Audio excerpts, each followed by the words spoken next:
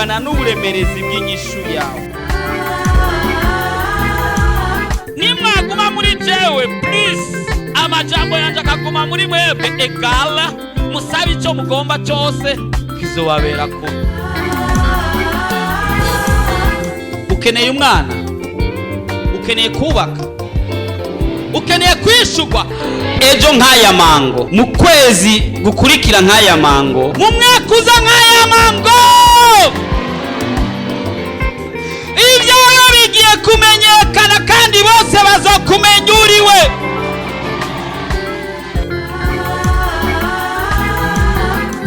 Ariko Yesu araha, ariko arakubaza ati ubu ugomba gukira nimugwane. woba urusha, woba uremerewe, woba ufise ibibazo waburiye inyishu, woba ugomba kwakira Yesu Kristo nk'umwami n'umukiza w'ubugingo bwawe, woba ugomba kuvugana n'umukozi w'Imana Pasteur Jackson Nkeshimana, wo mwandikira ubutumwa bugufi kuri 76 96 96 96 kugira ngo agusengere kandi agufashe mu buryo bw'impwemu. Yesu yavuze ngo nimuze kuri jewe mwese abananiwe n'abaremerewe ndabaruhura. Afitiye Yesu mukinga jatiwe ariba ibyiza gusa ndaje n'umutima. Urashaka kwama ukurikirana ubutumwa bwiza ku telefone yawe? Ja kuri YouTube wandike Pasteur Jackson Nkeshimana, urasanga ko ubutumwa hamwe n'ubwo yavuze kera. Ntibibagire kugira subscribe canke s'abone, wibuke kubusangiza n'abandi.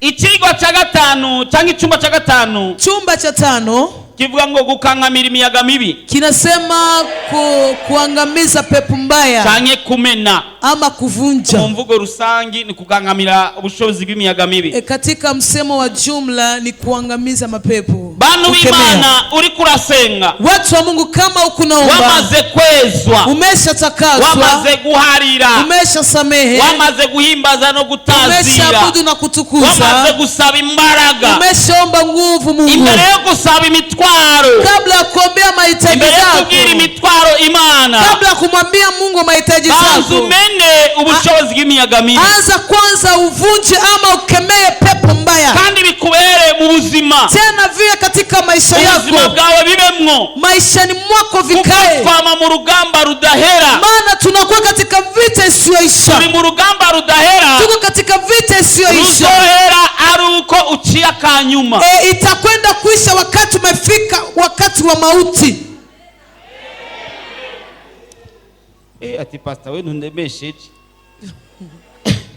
na nizi ko imyaka isigaye yose nzobaho nagwana urugamba ipu. Eti nilikuwa nazari kwamba miaka yote nabaki sitapambana vita pana. Na Yesu igihe yamaze ngagwara urugamba, na Yesu wakati amemaliza hapa duniani ilikuwa vita. Ili isi hii dunia Satani ni waitwara, Shetani ndiye anaiongoza. Yohana 14:30. Yohana 14:30. Turaza gusoma imirongo myinshi, tutasoma mistari mingi. Niyo mpamvu naza gutebateba mu gusubiramo ijambo. Ndio kwa maana sitakawia kwa kurudia neno. Yohana 14:30. Yohana 14:30. Havuga ngo sinkivugana namwe byinshi kuko umwami w'isi ari mukuza, yamara muri jewe nta kintu ahafise Imana yabwicubahiro. Umwami w'isi, mfalme wa dunia. Yohana wa mbere igice cya 5:19. Yohana wa kwanza 5:19. Igice cya mbere cya Yohana 5:19 havuga ngo turazi yuko turabi Imana kandi isi yose iri muri wa mubi. Turabana b'Imana nivyo, sisi ni wana wa Mungu ni kweli, ariko isi yose iri muri wa mubi, lakini dunia iko katika ile giza kwa ule mtu. Yohana 16:11. Yohana 16:11. Yohana 16:11. Yohana 16:11. Ivyo amateka kuko umwami w'iyisi yaciriwe kwiteka. Hari umwami w'iyisi, kuna mfalme wa dunia hii. Haleluya, amen. Twebwe rero rero nga muri iyi si sisi kwa dunia hii twagenda tunapatembea, umwami w'iyi si ni Satani. mfalme wa dunia hii ni Shetani. Nicyo gituma bidusaba imbaraga nyinshi cyane. Ndio kwa maana vinakomba nguvu mingi Undi sana. muntu nagiye kumubwira ubutumwa, Kuna mtu niliwahi kwenda kuambia mahubiri, aranyumviriza, akanisikiliza, atambya ati Jack, akanambia Jack, ati mu matora hatsinda ufise benshi cyane baki. kwenye kula panapata yule ambaye ana wengi ama wadogo. Ni ufise benshi. Nikasema aliyokuwa na Ati wengi. none nga Satani ni Imana ni ndafise benshi. Sasa hapa Shetani na Mungu nani na wengi? Ati niba ko Satani ariwe yatsinze. Sio si kwamba Shetani Reka ameshinda. dukurikire watsinze. Acha tufuate yule ambaye Niko ameshinda. yanyibwiri. Ndio Gisa aliniambia. Satani Shetani ni waganzi y'isi. ndiye anatawala dunia Twe hii. tumeze Sisi ni nk'itara ryaka mwijoro. Sisi ni kama taa ambayo inaangaza usiku. Umwijima wuzuye. Kwenye giza imejaa. Itara rimwe riri kwanuzenya. Taa moja iko kwa fulani. Itara rindi riri kwanuzenya. Ingine taa moja iko kwa fulani. Hari n'ababoneka nk'ukumenga ni itara. Kuna wale wanaonekana kwamba ni taa, mugabo atari itara, lakini sio taa. badakijijwe vya vrai. Hawaokoki vya kweli. Nabo dumwiza muyindi. Nao ni wako katika giza kama wengine. Bwana saidie sana. Amen. Satani kubera ari waganzi y'isi. Shetani kwa sababu ndiye anatawala dunia hii. Na wasunika ibibi. Na ndiye anasukuma vibaya. Agasunika ikibi. Anasukuma mabaya. Kuwapagani. Kuwapakani. Agakoresha n'abakizwa. Anatumikisha pia na warokole. Umuntu w'Imana. Mtu wa Mungu. Ameze neza. Yiko vizuri. Umuzi w'umunyamwuka. Unamjua kwamba ni mtu wa kiroho. Ariko Satani akamusunika gukora iki? Lakini Shetani anamsukuma kutenda maovu. Dusomye igitabo cya mbere cy'ingoma. Mambo ya Nyakati wa kwanza. Igice cha 21 ku murongo wa mbere. Sura 21 mstari wa kwanza. Igitabo cya mbere cy'ingoma. Mambo ya Nyakati wa kwanza. 21 ku murongo wa mbere. 21:1. Avuga ngo bukeye Satani ahagurukira Abisirayeli asunika Dawidi ngo abaharure. Satani asunika Dawidi. Shetani akamsukuma Daudi. Mbega Dawidi yari umunyamubiri cyangwa yari umunyamwuka? Daudi alikuwa mtu wa kiroho ama mtu wa kimwili? Nyishura. Nijibu. Nyishura. Nijibu. Yari umunyamwuka. Alikuwa mtu wa kiroho. Ariko ngo Satani aramusunika. Lakini Shetani eti akamsukuma. Dawidi umunyamwuka. Daudi mtu wa kiroho. Satani aramusunika. Shetani akamsukuma. Akora ibyo Imana itagomba. Akatenda maovu Mungu hapendi. Araharura abantu. Akahesabu watu. Kandi Imana itagomba ko abaharura abantu. Na Mungu akuwa anataka watu wahesabike. Satani akaganza ho. Shetani anatawala hapo. Agasunika n'abantu b'Imana. Anasukuma pia na watu wa Mungu. Gukora ibyo batari gukora. Kutenda mambo wasingeyatenda. Akagusunika wewe. Anakusukuma wewe. Gukora ibyo utari gukora. Kutenda mambo usingeyatenda. Shetani akaba ari waganza aho hantu hose. Anatawala hiyo fasi yote. Bwana saidie sana. Amina. Akinjira mu muntu. Anaingia ndani ya mtu. Satani akinjira mu muntu. Shetani anaingia ndani ya mtu. Nimba utarahura n'umuntu yinjiwemo na Satani. Kama hujakutana na mtu ambaye umetembea na Shetani. Kuhura nabo kandi benshi. Mimi nishakutana nao tena ni wengi. Dusomye Mariko 8:33. Mariko mtakatifu 8:33. Yo Mariko 8:33. Mariko 8:33.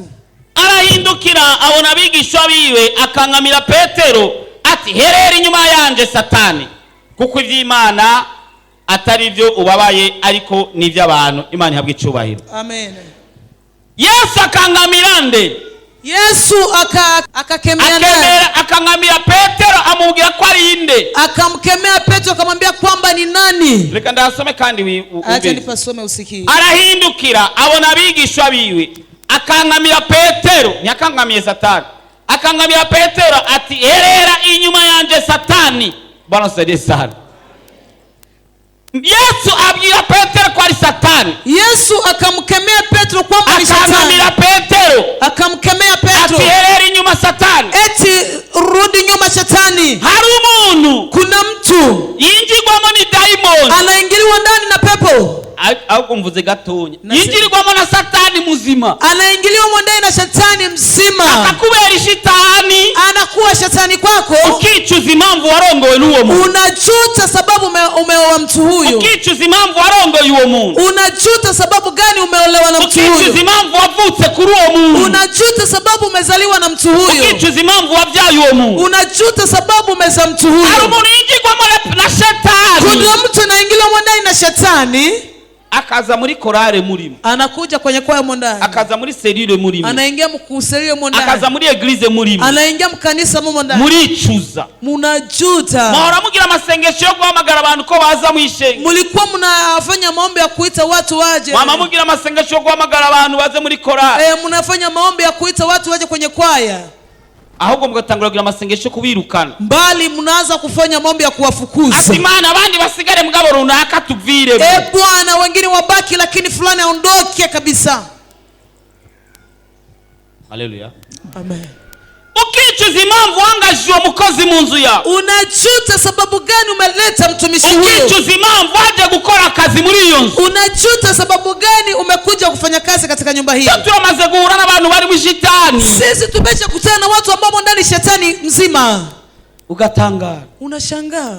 reka nsubire ikindi kigoye cyane, acha niseme kingine kizito. hari nawe wosanga ari muri wewe, kuna wakati naweza kuta iko ndani yako ndaza kumuraba wundi ati igishitani cyo bakiri muri uyu unajua unabaki unatizama mwingine ti shetani, ariko nawe usanga kurimo, lakini unakuta shetani iko ndani yako. niyo mpamvu igihe usanga ndio kwa maana wakati wote ukangamira abadaimoni bakurimo, kemea mapepo wote wako ndani yako, ukangamira abadaimoni bari muzu, ukemea mapepo yote yako katika nyumba yako, abana bawe, katika watoto wako, harimo mubakanye, katika mwanandoa wako, abavyeyi bawe, katika wazazi wako, subira kandi ukangamira bakurimo, uongeze ukemea mapepo yako ndani yako. Amina. ufise si bake, maana wale ambao nao si wachache.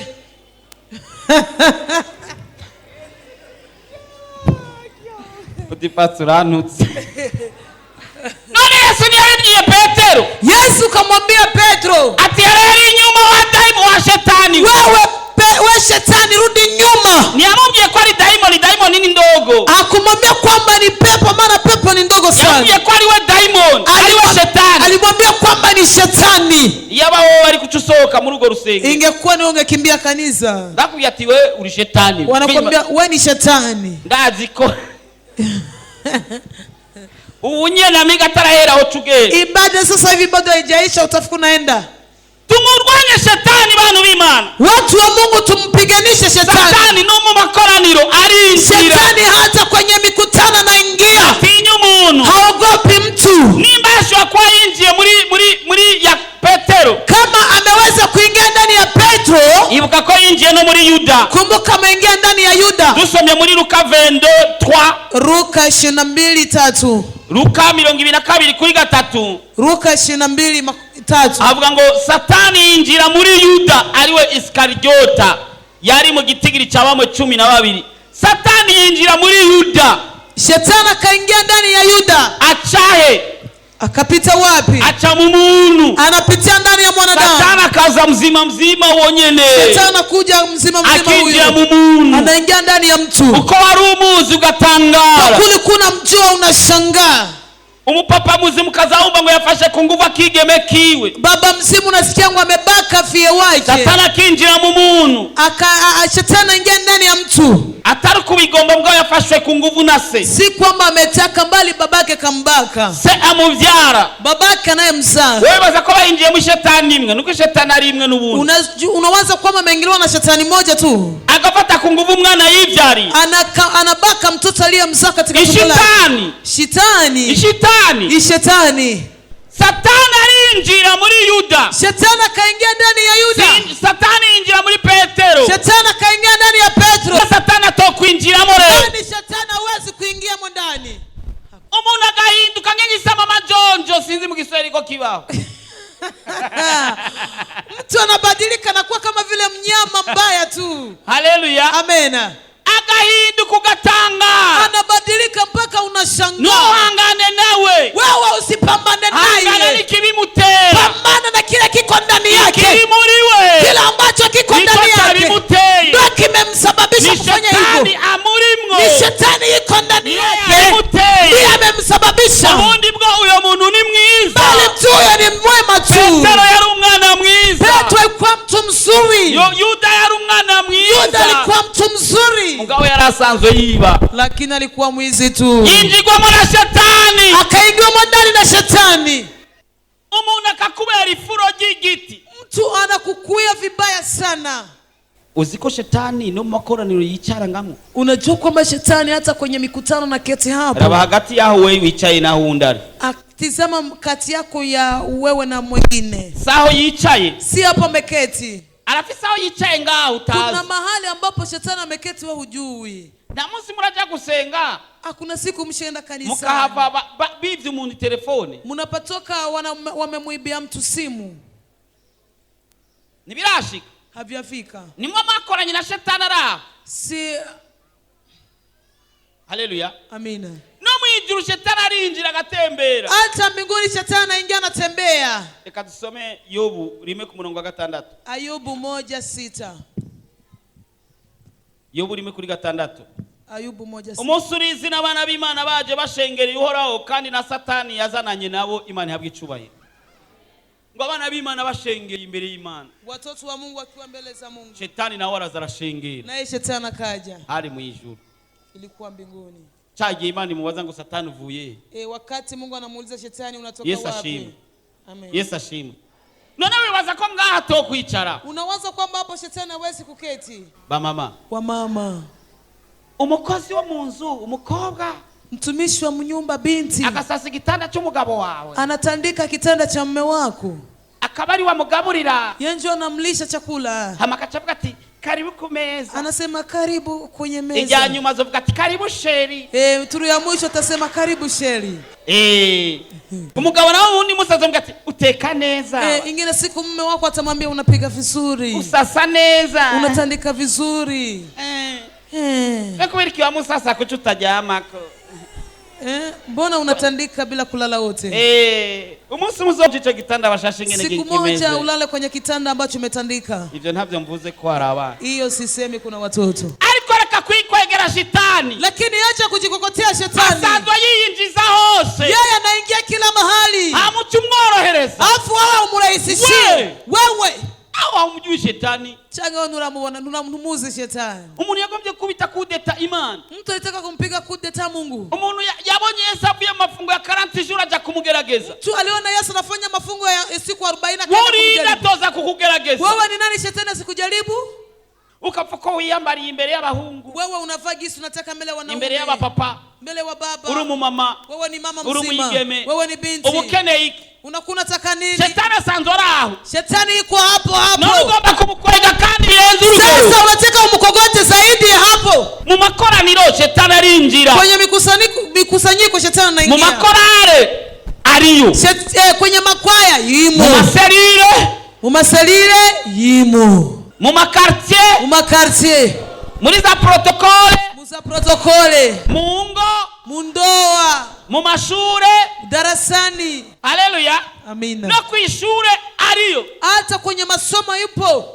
Mu isoko sokoni aruzuye, amejaa, ametawala ahantu hose, kila mahali. Uyu shetani Huyu shetani huyo, ukaja gusanga ukibagira kumwirukana, unaenda kuomba kanisani unasahau kumkemea, ukaja mu cyumba cyawe gusenga ukibagira kumwirukana, unaingia kwenye chumba chako kulala bila kumkemea, ukaja mu isoko ukibagira kumwirukana, unaingia sokoni bila unasahau ukinjira mu kumkemea, ishuri ukibagira kumwirukana, unaingia darasani bila kumkemea, ukanywa amazi ukibagira kumwirukana, unakunywa maji bila kumkemea, ukagura imihwi barabara ukibagira kumwirukana, unanunua vitika barabarani unasahau kumkemea, ukagura impuzu ukayambara ukibagira kumukankamira, unauza nguo unavaa bila kumkemea shetani. uzicuza, utajuta maisha yako. uziko shetani ashobora no kugusaba ku Mana. Unajua kwamba shetani anaweza kuomba kwa Mungu, akagusaba ati Mana manaka ndamgosora, anamwambia Mungu, Mungu nipe fulani ili nimpe. Luka 22:31.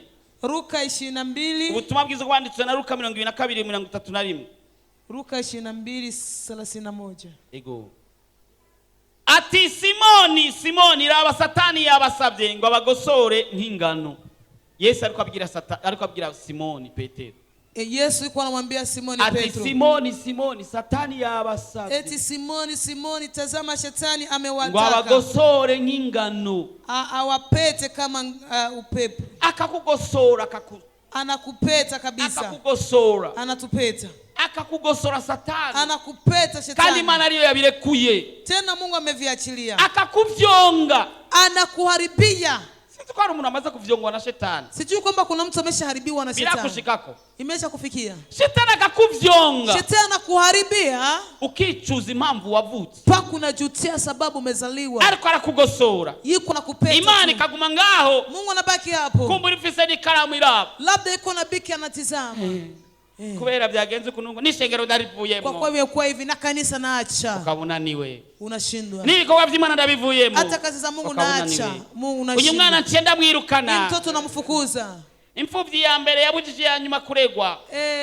Yatima wa mwisho. Na mfuvyi nzosubira kandi kurera. Sitaongeza kulea yatima. Na nzosubira kandi Sitaongeza tena. Karukura gosorwa. Wewe uko unapetiwa. Navyo wamenye. Ukujua. Urukura gosorwa. Wewe uko unapetiwa. Ari amanota ariko arandikwa ngaho. Kuna pointi ziko zinaandikwa. Niwihangane. Wewe vumilia. Wewe ukwizera. Ongeza imani yako. Aho nyene uharengane. Hapo papite. Imani igomba kukuneshereza. Mungu anataka kukushindia. Ariko hangana nicho kibazo. Lakini pambana na shida hiyo. Hangana nicho kibazo. Pambana na shida hiyo. Ukangamira wa daimoni. Ukemee mapepo. Shetani.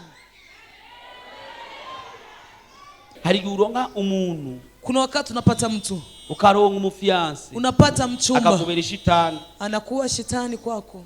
Yesu ashimwe. Amen.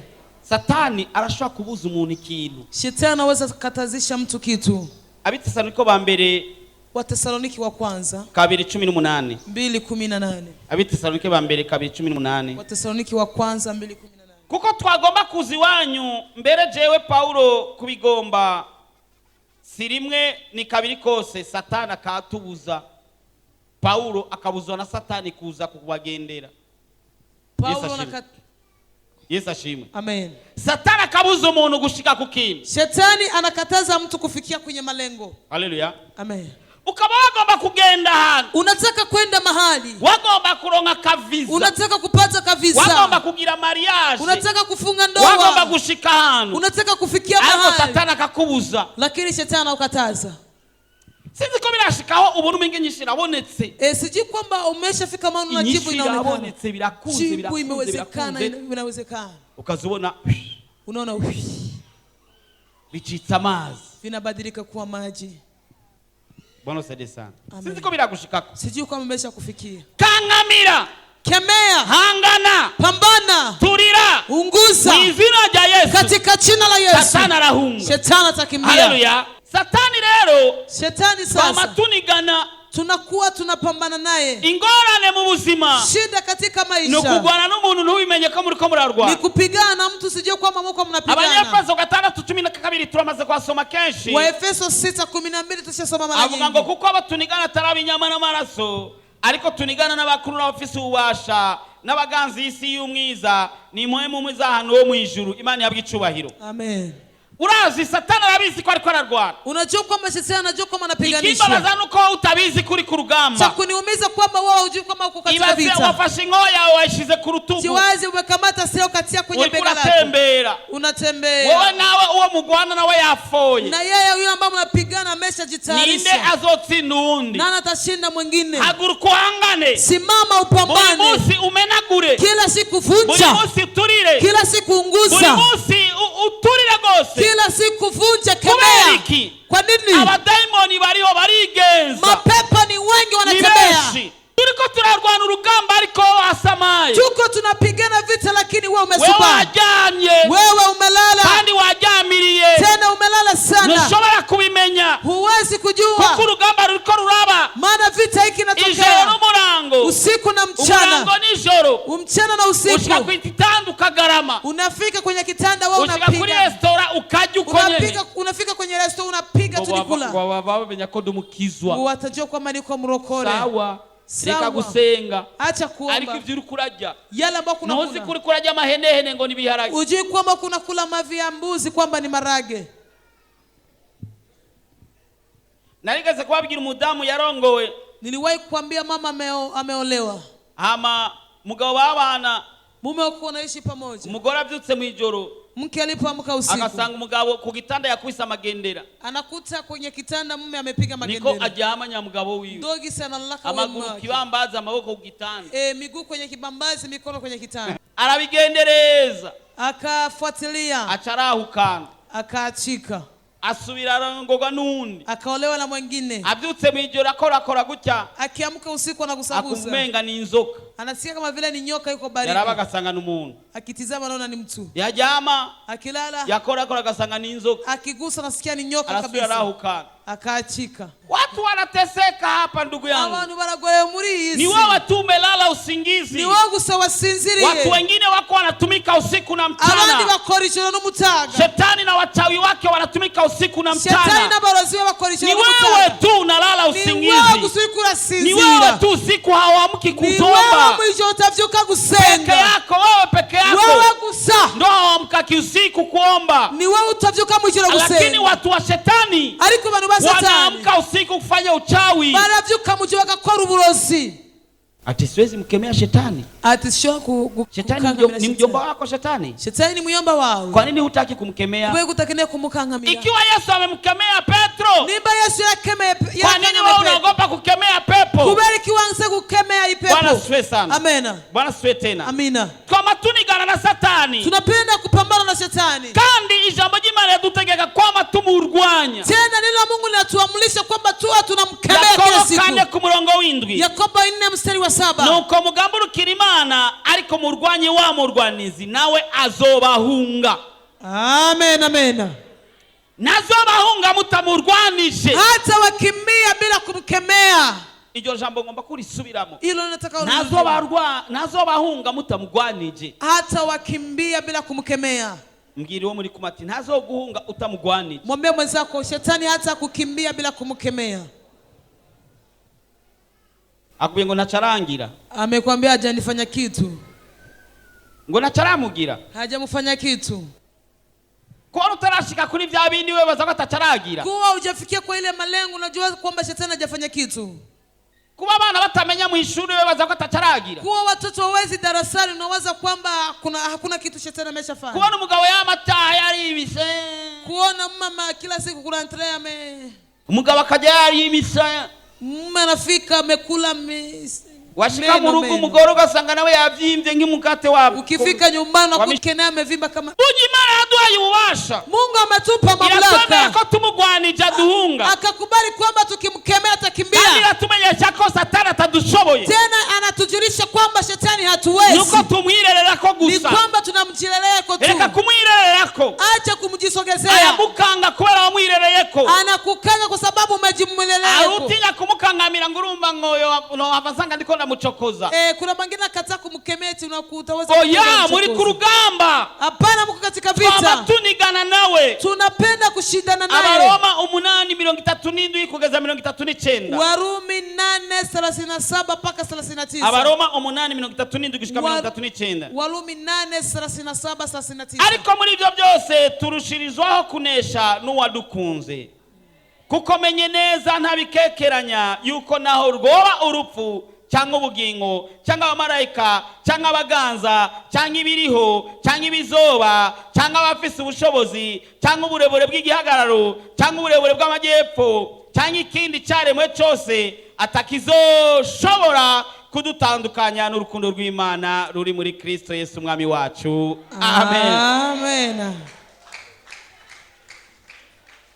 Wawa Bwana wewe pigana vita. Nagishoboye kugutandukanya n'urukundo rw'Imana. Hakuna kitu cha kusepara na upendo wa Mungu. Hallelujah. Hallelujah. Amen. Na kima cha dutandukanya n'urukundo rw'Imana. Hakuna kitu kinaweza kutusepara na upendo wa Mungu. Kubera iki? Kwa nini? Kubera Yesu aradukunda. Kwa kuwa Yesu anatupenda. Ariko nashobora kugwana intambara ngo azana kugwanira n'iyawe. Lakini uweze kupambana vita aje kupigana na kwako. Ibuka ko Imana ishobora byose. Kumbuka Mungu anaweza yote. Ariko nikora byose. Lakini hatendi yote. Ndasubiramo.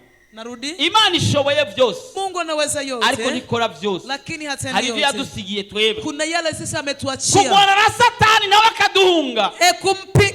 kumpiganisha shetani na anatukimbia, yabidusigiye twebwe, ametuachia sisi. kuko Yesu yaragejeje kumutsinda. Kwa kuwa Yesu ameshamaliza kumshinda. Abikolosai 2:15. Wakolosai 2:15. Abikolosai 2:15. Wakolosai 2:15. Kandi yambuye abakuru n'abafise ububasha, ibatetereza mu maso ya bose, ibashorera bafashwe mpiri kubw'uwo musaraba. Amina. Yesu ku musaraba yabatsinze. Yesu kwenye msalaba kashinda. Niyo mpamvu natwe dufise intsinzi. Ndio kwa maana nasi tuna ushindi. Kuko uri muri twebwe, kwa kuwa yule ambaye yuko ndani yetu, hejuru na yule yuko juu, kuruta ujya ganzi y'isi. yuko juu zaidi yule ambaye anatawala dunia. Icyete cya mbere cha Yohana, Yohana wa kwanza 4:4. 4:4. Mweho murabava ku Mana abana bato, kandi babandi mwarabanesheje, kuko uri muri mwebwe aruta uri mu bisi. Amen, amen. Uturimwo arakomeye. Yule iko ndani yetu ni mwenye nguvu. Kurusha ujya ganzi y'isi. Kuliko yule ambaye anatawala dunia hii. Ariko uneshwa gute? Sasa unashindwa kivipi? Impamvu uneshwa, sababu unashindwa, nuko wasamaye ku rugamba. Ni kwa sababu umezuba kwenye vita. Wasamaye ku rugamba. Umezuba kwenye vita. Burya turabanyenkomezi. Sisi ni wenye nguvu. Tutabizi. Bila kujua tu. Niganza mgenzawe. Tikisa mwenzako. Aturi umunyenkomezi atabizi. Wewe ni mwenye nguvu usiyojijua.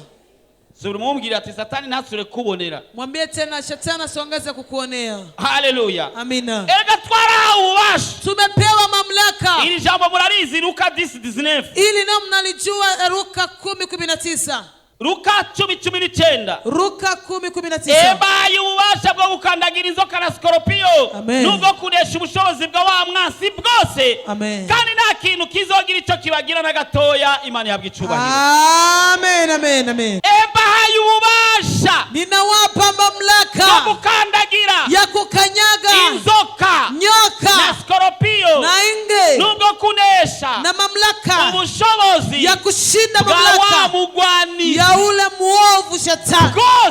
Bwose ako kajambo bwose, aka kaneno wote, wote, mamlaka yote. Kandi nta kintu kizogira icyo kibagira na gatonya, Imana yabwa icubahiro. Hakuna hata kitu kitawazuru. Jina la Bwana lipewe sifa. Kububasha twahawe n'ijuru. Kwa ajili ya mamlaka tumepewa na mbingu. Tumugwanye Satani. Tumpiganishe shetani. Nubwo ari we mwami w'iyi si. Hata kama yeye ndo mfalme wa dunia hii. Nubwo ashobora kugendera mu mitwe y'abantu ntuze.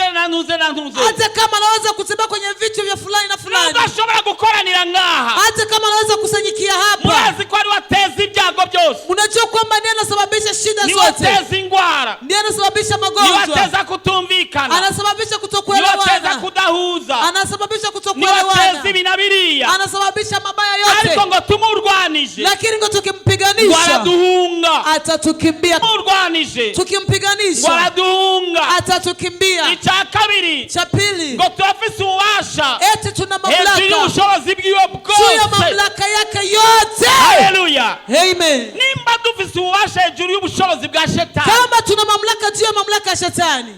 None umupfumu ni iki? Sasa mfumo ni nani? None umurozi ni iki? Mchawi ni nani? Sisi. None umugirire ubwoba kubera iki? Sasa kwa nini unamsikia woga huyo? No, dufise ububasha nibyo tutazi. Tuna mamlaka ni kwa juu tujijui tu. Dufise imbaraga nuko tutazizi. Tuna nguvu lakini hatujijui. Haleluya. Amen. Nyigazi mugenzi ati aho wicaranye n'umunyembaraga. Ambia mwenzako hapo umeketi na mwenye nguvu. Mumbwira ati abadaimoni bambonye barajugumira. Mwambie mapepo akiliona wanatetemeka. Haleluya. Amen. Iki na abadaimoni barusha ko abantu bamwe. Kitu ambacho wanazidia mapepo watu wa moja. Abadaimoni barihagararako. Mapepo wanajisimama yeko. Kubera bazi kutabizi. Kwa kuwa wanajua kwamba hujui. Ariko mudakwibia akabanga. Lakini leo nakuibia siri. Bimenyu bitahure. Vijua na uvielewe. Ufisi imbaraga hejuru ya Satani. Tuna mamlaka juu ya shetani. Nubwo Satani wamusanga ari hose. Hata shetani mukute mahali popote. Nubwo usanga ari no mu mitwe y'abantu. Hata mukute kwenye vichwa vya watu. Na usanga ari mu byashara. Ama katika biashara. Na usanga ari hehe. Au mukute mahali fulani. Ufisi ububasha hejuru yiwe. Tuna mamlaka juu yake. Ndio mambo tutamutinya. Kwa kuwa hatumuogopi. Ndio mambo tutamutinya. Ndio kwa maana hatumuogopi. Ndio mambo tumenagura abadaimoni. Ndio kwa maana tunavunja mapepo. Ndio mambo tumenagura ingwara. Ndio maana tunavunja magonjwa. Ndio mambo tumenagura ubukene. Ndio maana tunavunja umaskini. Ndio mambo tumenagura ibyo byose. Ndio maana tunavunja kila kitu. Imana yaduhaye. Kwa sababu ya nguvu Mungu ametupa. Turabufise. Kwa maana mamlaka tunayo. Turabugendana. Tena tunatembea nayo. Ambagaze magaranye imbaraga. Hapa nimesimama na nguvu. Wicaranye imbaraga. Ama umeketi na nguvu za Mungu. ruto. wewe usijikamate mdogo, Niwifate ruto. usijikamate Mungu kawaida. yakomeye. Wewe ni mwenye Turafise nguvu, ububasha tuna mamlaka kuhinduza ingingo ya kubadilisha zafashwe n'abadayimoni ambayo imekamatwa na pepo, zitononera ubuzima, zinatuharibia maisha, zitononera akazi, zinatuharibia kazi, zitononera iki na kiriya. zinatuharibia hiki na hiki, Kubw'imbaraga dufise, kwa sababu ya nguvu niwemere tumepewa Mungu. kurenganywa, Usikubali niwemere kuonewa, kurenganywa, usikubali niwemere kuonewa, kurenganywa n'abo badayimoni, usikubali kuonewa na ukama mapepo. mu ngwara kubera iki? Kwa nini ubeki katika Wama magonjwa? muri ibyo bibazo kubera iki? Unakuwa katika shida kwa nini? Kanamira abadayimoni, Kemea mapepo, baraguhunga, kandi watakukimbia, inyishu yawe iraboneka. tena jibu lako Bwana Yesu litaonekana. abariki. Umwami Yesu abahe umugisha. Tugira dusenge, Tunataka tuombe, dusenga bukangamire. tunaomba tu, tunakemea. Nimegundua uzuri wa Yesu, nimegundua utamu wake. Uburebure bw'ingorane yawe bungana n'uburemerezi bw'inyishu yawe. Nimwaguma muri jewe please, amajambo yanje akaguma muri mwebwe egala, musabe icyo mugomba cyose kizobabera ko. Ukeneye umwana, ukeneye kubaka, ukeneye kwishugwa ejo nk'aya mango, mu kwezi gukurikira nk'aya mango, mu mwaka uza nk'aya mango, ibyawe bigiye kumenyekana kandi bose bazokumenya uriwe.